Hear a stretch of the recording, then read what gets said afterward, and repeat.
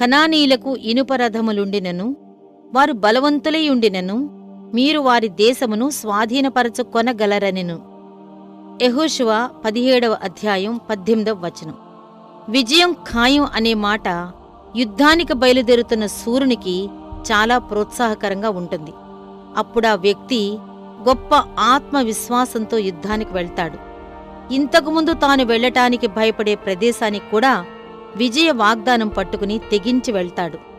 మనలోనూ మన చుట్టూ ఉన్న దుష్టత్వంతో మనం పోరాడుతున్నాం. యేసు ప్రభువు నామంలో మనం ఖచ్చితంగా విజయం సాధిస్తాం అన్న ఆలోచన మన మనస్సులోనూ హృదయంలోనూ నిండిపోవాలి. మనం యుద్ధంలో కూలిపోవడానికి వెళ్లటం లేదు, కానీ గెలవటానికి వెళ్తున్నాం. గెలిచి తీరుతాం.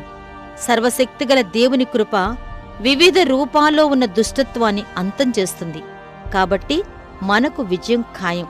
మన ఆరోగ్యానికి సంబంధించిన విషయాల్లోనూ, గత కాలంలో మనకున్న అలవాట్లకు సంబంధించిన విషయాల్లోనూ, మన సహవాసాల్లోనూ, మన వృత్తులలోనూ కొన్ని పాపాలు ఇనుప రథాలేసుకుని తిరుగుతూ ఉంటాయి.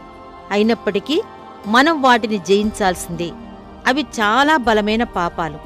వాటితో పోల్చుకుంటే వాటి ముందు మనం చాలా శక్తిహీనులం. అయినప్పటికీ వాటిని మనం యేసునామంలో వెళ్ళగొట్టాల్సిందే. మనం తప్పక వాటిని జయిస్తాం.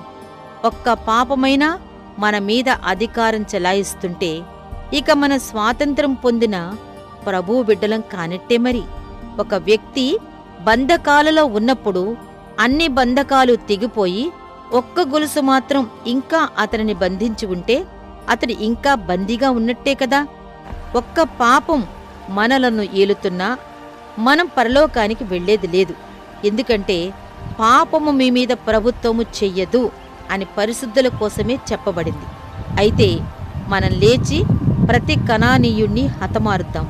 ప్రతి ఇనుపరథాన్ని ముక్క చెక్కలుగా విరగ్గొడదాం. సైన్యములకు అధిపతి అయిన ప్రభువు మనతో ఉన్నాడు. పాపాన్ని నాశనం చేసే ఆయన శక్తిని ఎవరు ఎదుర్కోగలరు?